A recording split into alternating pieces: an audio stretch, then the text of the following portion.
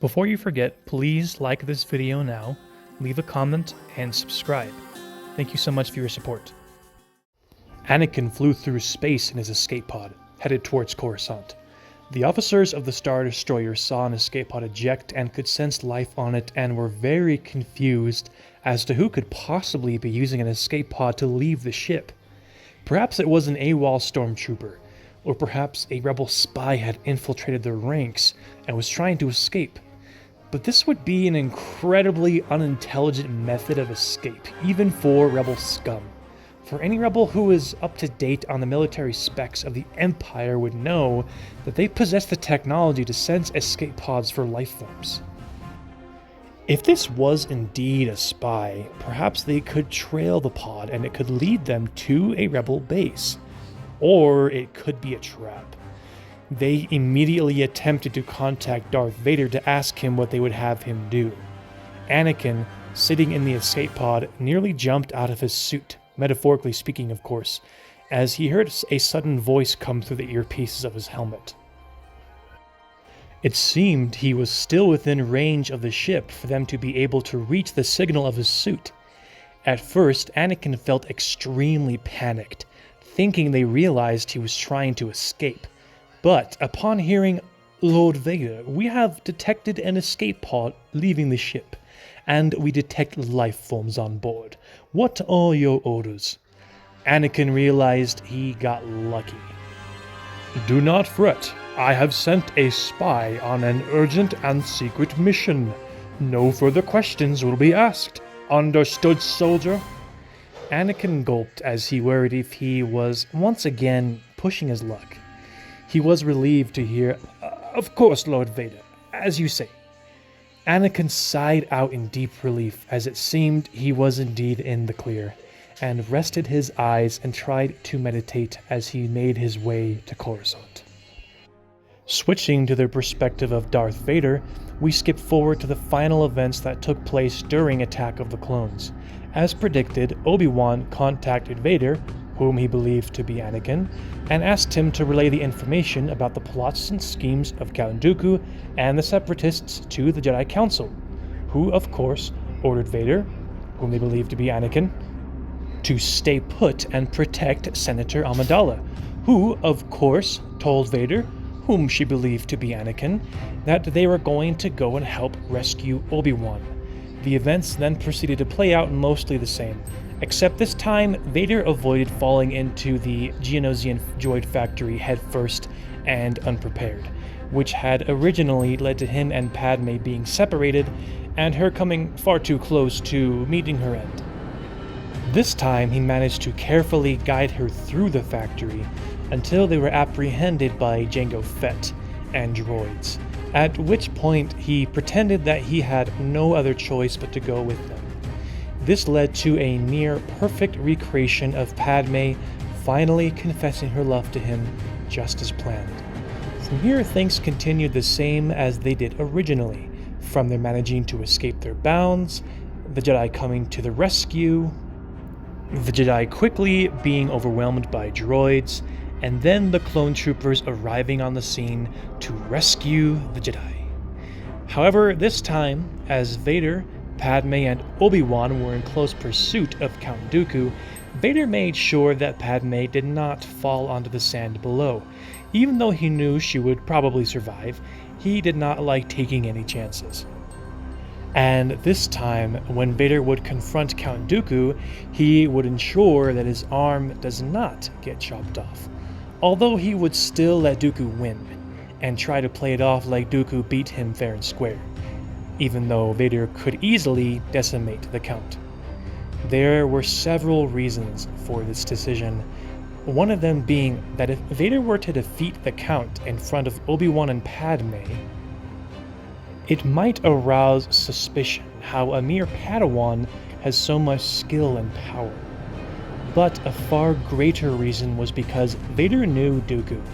He knew him like the back of his hand, the way he thinks, how powerful he is, and he knew that if he could defeat Dooku before his dark side power boost, then any time he needed Dooku out of the way, he could easily do away with him.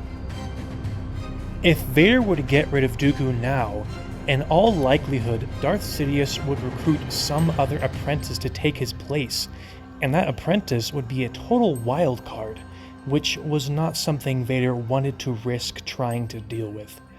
Besides, perhaps Dooku could become a useful pawn if he were to turn him and Sidious against each other. Shortly after these events took place, Padme would become married to Vader in secret, whom she believed to be Anakin.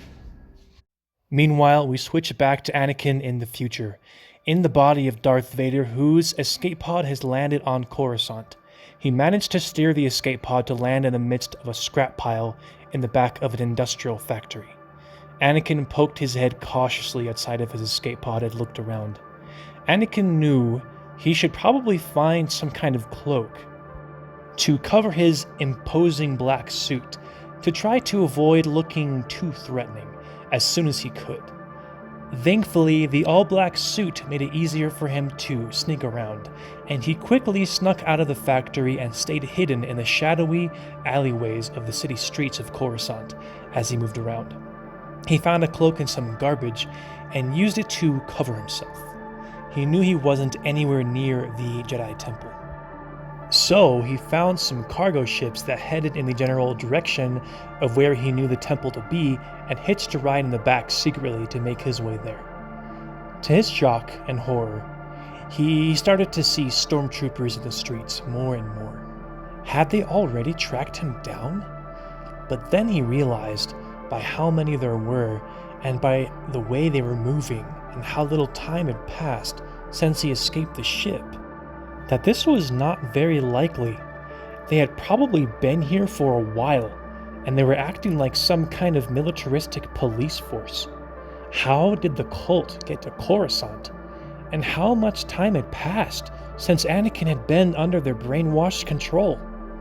Soon Anakin would arrive near the Jedi Temple, but as it came into view, he could see that something was horribly wrong. It looked completely different. The only recognizable parts of the temple were the spires that reached into the sky.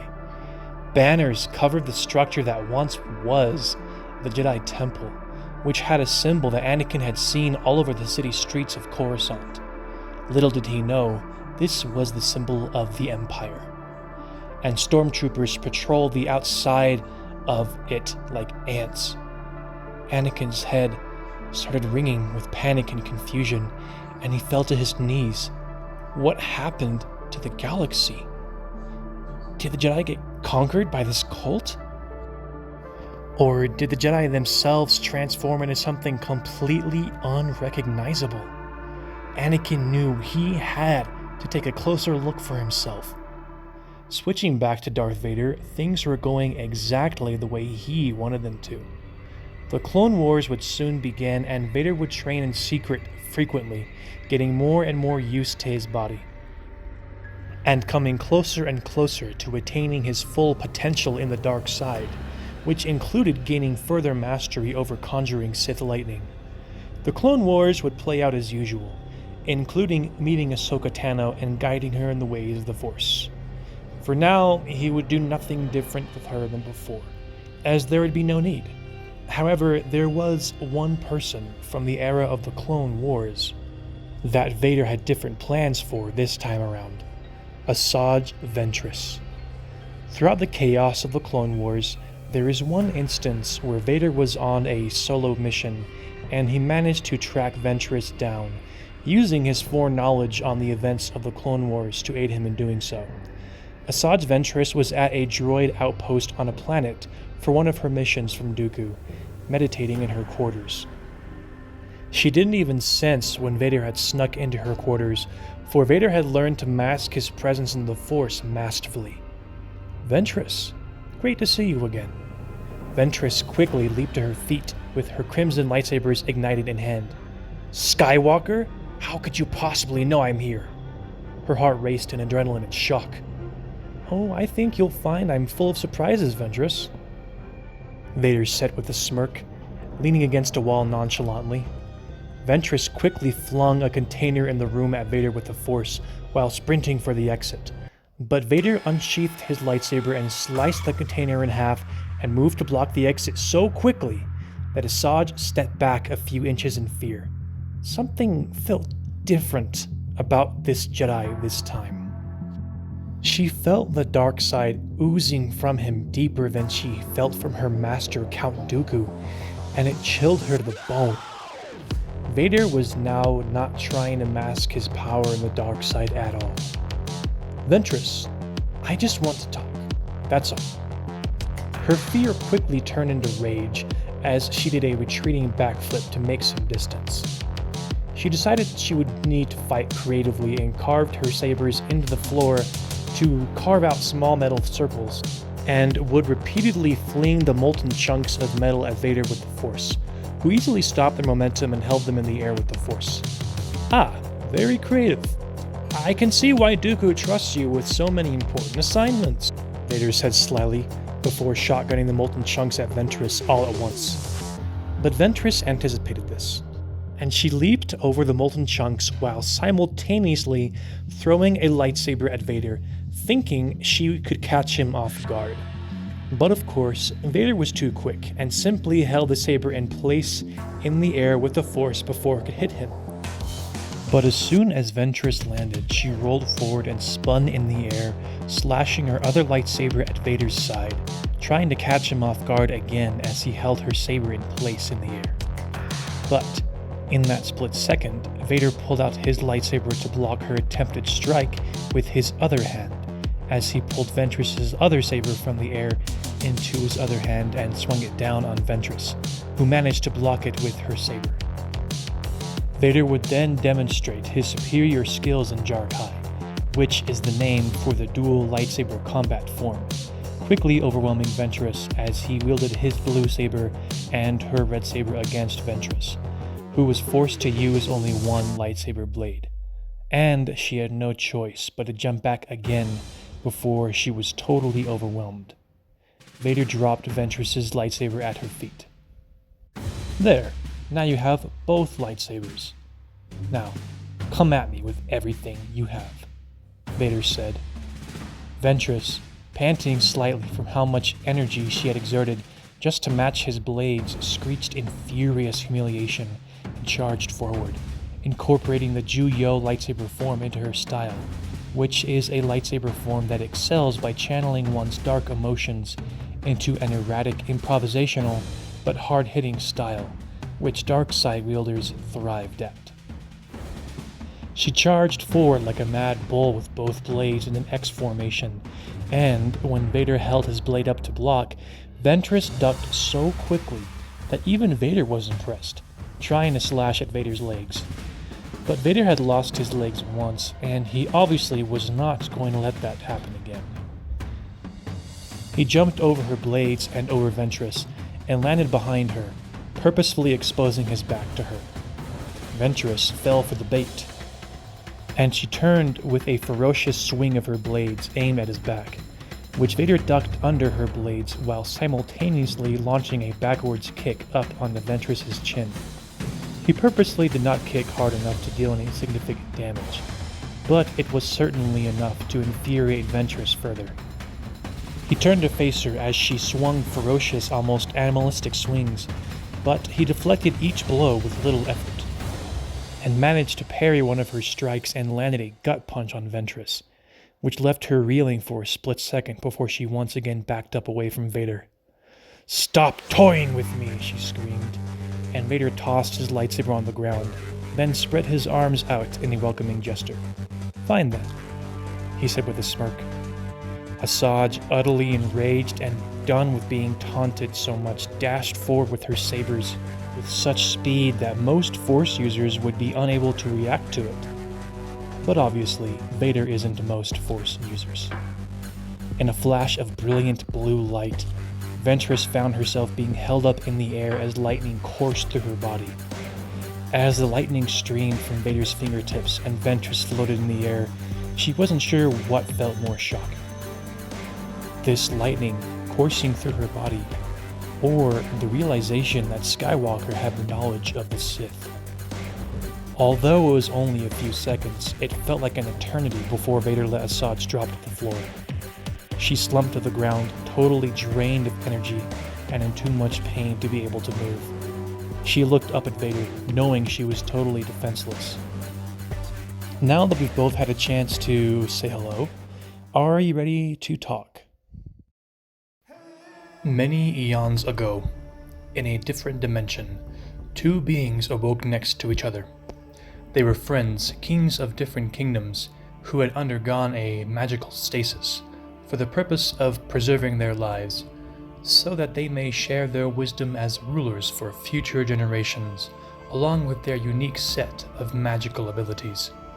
They were put in stasis together, because although they were friends, their worldviews and leadership styles were both effective in their own ways, but quite different, and the hope was that by working together, they could use these two different styles of leadership to have a more balanced and effective approach to leadership. At the time they had been put in this magical stasis, the civilization of their planet would have a level of technology that would be comparable to our medieval ages. When they awoke from their stasis, the level of technology of their planet would be comparable to the early stages of our Industrial Revolution, but they also made considerable advances in their magical abilities as a civilization. However, to their horror, everyone had perished. If you are interested in hearing the rest of this story, as well as possibly contributing to the continuation of this story, check out the video in the description below.